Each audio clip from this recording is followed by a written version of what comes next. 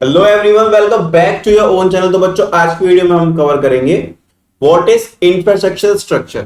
ठीक है, हमारा इंफ्रास्ट्रक्चर कैसा था during the colonial rule, that means जब ब्रिटिश सरकार थी हमारे यहाँ, तो हमारा पूरा जो इंफ्रास्ट्रक्चर था वो क्या था। ठीक है, तो सवाल ये आता है, भैया ये तो बताओ पहले इंफ्रास्ट्रक्चर होता क्या है। हमें नहीं पता भाई, हमें नहीं पता। चलो बच्चों, पहले ये देखते हैं। मैंने एक हिंदी में बहुत ही प्यारी डेफिनेशन निकाल के रखी हुई है आपके लिए, वो देखते हैं। वे सभी सुविधाएं, बुनियादी सुविधाएं, बुनियादी मतलब बेसिक, और व्यवस्थाएं जो किसी देश की अर्थव्यवस्था मतलब इकोनॉमी और लोगों के बीच को सुचारू रूप से चलाने में मदद करती हैं। ठीक है, एग्जांपल दो भैया। एग्जांपल देखो बच्चों, सड़कें हो गई हमारी, रेलवेज हो गई, हवाई अड्डे एयरपोर्ट्स हो गए, पोर्ट्स हो गए जिनको हम हिंदी में बंदरगाह बोलते हैं, पोस्टल सर्विस हो गई, संचार व्यवस्था हो गई जिसको हम कम्युनिकेशन बोलते हैं, टेलीग्राफ वगैरह थे, फोन वगैरह थे, बिजली इलेक्ट्रिसिटी हो गई हमारी, और ये हमारी हो गई पानी की व्यवस्था, मतलब होता है वाटर सप्लाई। ठीक है, ये सारी चीजों को बच्चों हम बोलते हैं इंफ्रास्ट्रक्चर। क्लियर है? हाँ भैया बिल्कुल क्लियर है। चलो तो बच्चों, first of all during the British rule, ठीक है, ओवरव्यू लेते हैं पहले हम। The infrastructure facilities during the British rule were very poor. तो बच्चों, ब्रिटिश रूल के अंदर हमारा जो इंफ्रास्ट्रक्चर था वो बहुत ही ज्यादा बकवास था, बहुत ही ज्यादा बेकार था। ठीक है, although some efforts were made, the main objective behind the infrastructure development were to serve colonial interest rather than the welfare of Indians। कहने का मतलब ये बच्चों, ब्रिटिश रूल ने कुछ इंफ्रास्ट्रक्चर में डेवलपमेंट करा था, परिवर्तन करा था, लेकिन वो सिर्फ उनके अपने इंटरेस्ट के लिए करा था। ठीक है, इंडियंस का उसके अंदर कोई भी वेलफेयर नहीं था, वो सिर्फ अपने ही इंटरेस्ट के लिए वर्क करते थे। फॉर एग्जाम्पल देखो, road, colonial government could not do much for road, मतलब ज्यादा रोडों के लिए नहीं करा था, बट ज्यादा नहीं करा था construction because of scarcity of fund. उनका कहना ये था, या फिर उनके पास प्रॉपर फंड नहीं थे। ठीक है, नेक्स्ट की पॉइंट्स इस पूरे टॉपिक का। Infrastructure development was mainly aim to supporting British colonial administration and trade. कहने का मतलब ये है, जो इंफ्रास्ट्रक्चर का डेवलपमेंट बेसिक हुआ था, जितना भी करा गया था, वो सिर्फ और सिर्फ कॉलोनियल रूल जो था, कॉलोनियल गवर्नमेंट थी, उसके डेवलपमेंट के लिए करा गया था। ठीक है, और उसका जो ट्रेड है, जो व्यापार करता है, वो अच्छे से हो सके, इसके लिए करा गया था। ठीक है, चलो next, infrastructure during British rule. तो ब्रिटिश रूल के अंदर बच्चों इंफ्रास्ट्रक्चर क्या हुआ था? फर्स्ट है भैया रोड्स। ठीक है, the roads were built primarily to serve the interest of mobilising of army, shift the raw material. तो बच्चों, रोड बनाए थे इन लोगों ने, क्यों बनाए थे भैया? रोड बेसिकली जो इनकी आर्मी है वो एक जगह से दूसरी जगह पर इजीली जा सके, पहला रीजन तो ये था।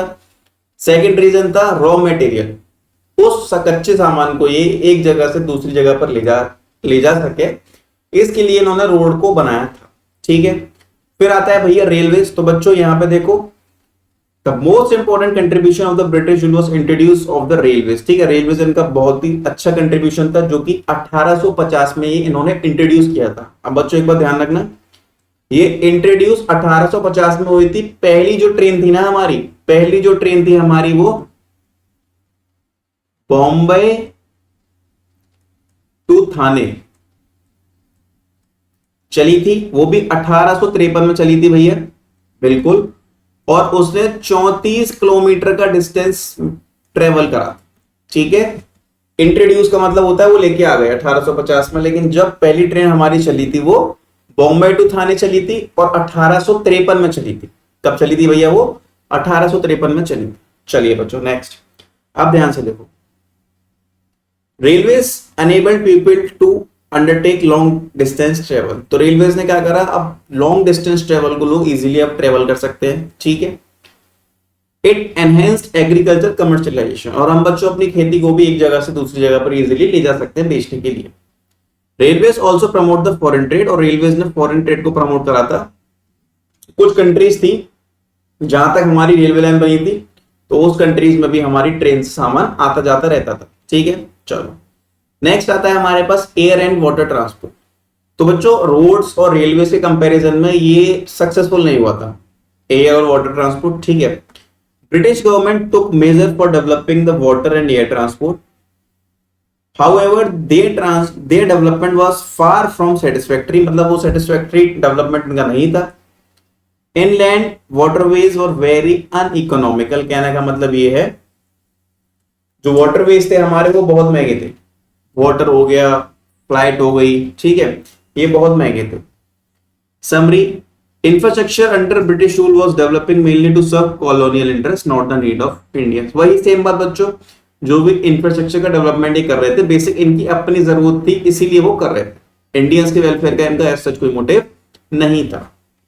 नेक्स्ट, कम्युनिकेशन, ठीक है। अब बच्चों कम्युनिकेशन लेके आए, कम्युनिकेशन में पोस्ट आ गया था हमारा, डांस जो होता है, टेलीग्राफ्स आ गए थे। भैया टेलीग्राफ क्या होता है? तो बच्चों एक मशीन होती है, ठीक है, उस पर आप कुछ टाइप करोगे, वो ही दूसरी जगह पर सेम पेपर निकल के आ जाएगा, टाइप होगी, उसको हम बोलते हैं टेलीग्राफ। ये इन्होंने बनाया था, क्यों बनाया था भैया? अपने लॉ एंड ऑर्डर को मेंटेन करने के लिए। देखो लिखा हुआ है मेंटेनिंग लॉ एंड ऑर्डर, ठीक है। चलो नेक्स्ट, इंफ्रास्ट्रक्चर मेन ऑब्जेक्टिव क्या था हमारा बच्चों? The main objective of British government was not to develop infrastructure to provide basic amenities to people but to serve their own colonial interest. उनका motive नहीं था कि वो बेसिक एमिनिटीज प्रोवाइड करें, बट उनका ये था कि जो ब्रिटिश सरकार है उसका अपना जो इंटरेस्ट है, उसका अपना जो प्रॉफिट है वो पूरा होना चाहिए। Roads, the roads were built for mobilising the army with the country and drawing out the raw material. Roads basically दो चीजों के लिए बनाए गए थे, ठीक है, रॉ मटेरियल को लो यहां से वहां ले जाओ और आर्मी को एक जगह से दूसरी जगह पर शिफ्ट कर दो।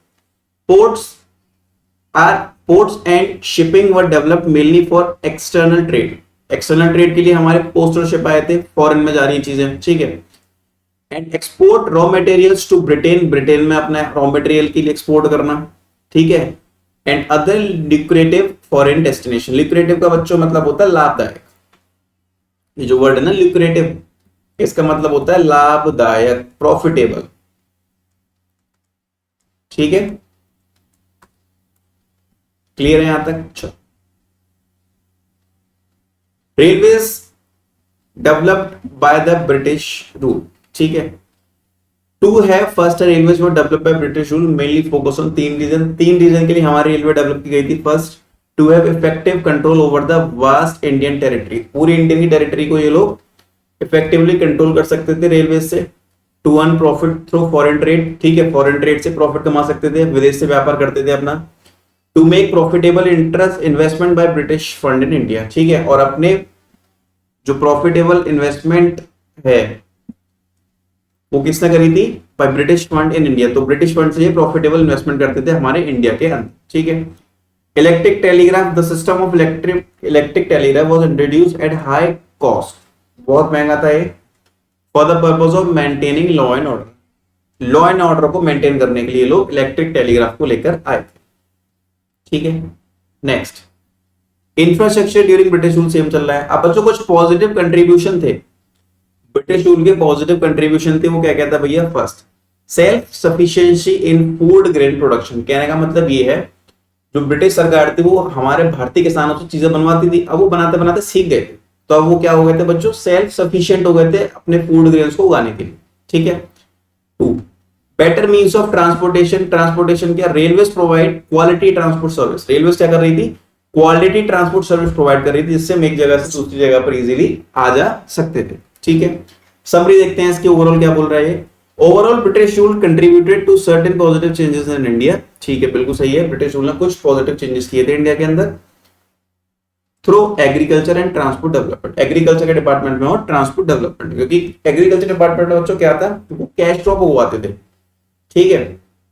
तो कहीं ना कहीं हमारे जो इंडियन फार्मर्स थे वो पूरा प्रोसीजर समझ गए थे कि ये चीजें होती क्या है, कैसे कैसे इससे हमें निकलना होता है, कैसे बनाया जाए, ठीक। चलो next, check on famines road and railway. अब बच्चों होता क्या था? भुखमरी आ रही है, बाढ़ आ रही है, अब रोड थी, तो अगर हमारी गवर्नमेंट को लोगों की मदद करनी है तो रोड के सहारे फूड भेज सकते हैं, खाना भेज सकते हैं, ठीक है। वही है हमारा check on famines road and railways. Road and railways would ensure a great check on occurrence of famines और एज फूड सप्लाईज, ठीक है, हम अपने फूड की सप्लाई इजीली कर सकते थे। Could be transported to the affected areas very easily, और जो अफेक्टेड एरियाज हैं उनमें अपना खाना वगैरह बहुत आसानी से पहुंचा सकते थे, ठीक है। Shift to monetary economy. अब बच्चों देखो, पहले हम क्या करते थे? पहले हमारा चलता था बार्टर सिस्टम। भैया बार्टर सिस्टम क्या होता है बच्चों? गुड्स के बदले गुड्स, सामान के बदले सामान होता था, उसको हम बोलते हैं बार्टर सिस्टम, ठीक है। सामान के बदले सामान, उसको हम बोलते हैं बार्टर सिस्टम। लेकिन उन लोगों ने क्या करा था, उसको हटा के वो मॉनेटरी सिस्टम लेके आए, मतलब उन्होंने पैसा इंट्रोड्यूस कर दिया था कि पैसा होता क्या, ठीक है, जिसको हम बोलते हैं monetary system. Effective administrative setup, इन लोगों ने क्या करा था बच्चों, इफेक्टिव एडमिनिस्ट्रेटिव सिस्टम लेके आए थे, which serve the steady backbone of the Indian politicians, ठीक है। और उसको फिर इंडिया ने फॉलो करा था। भैया एडमिनिस्ट्रेशन क्या होता है, देखो बच्चों, एडमिनिस्ट्रेशन सेटअप का हमने सीधी भाषा में अगर समझें तो जिलों का प्रशासन हो गया, कलेक्टर हो गए, पुलिस व्यवस्था मतलब पुलिस वगैरह हो गई हमारी, कोर्ट्स हो गए, टैक्स वाला सिस्टम हो गया पूरा, सरकारी विभाग मतलब गवर्नमेंट का जो पूरा डिपार्टमेंट हो गया, वो सारा हमारा एडमिनिस्ट्रेशन सिस्टम में आता है। अब देखो लिखा क्या है, ब्रिटिश सरकार ने भारत में एक ऐसा प्रशासन ढांचा बनाया जिससे पूरे देश पर शासन करना आसान हो गया।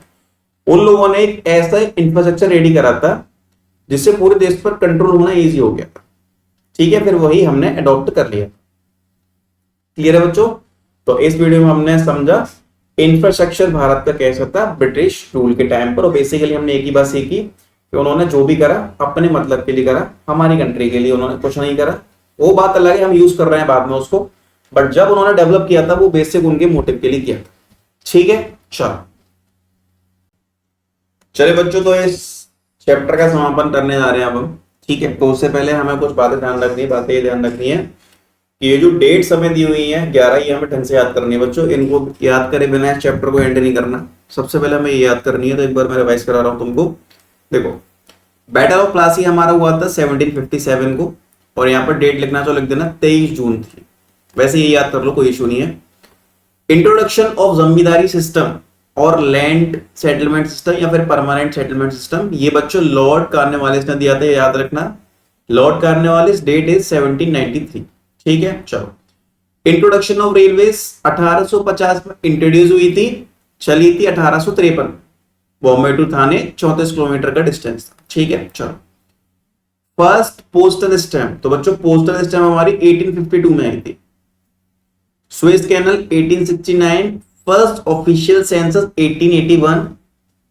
टिस्को हमारी कब आई थी? TISCO is basically Tata iron and steel company, जो कि बच्चों 1907 में आई थी।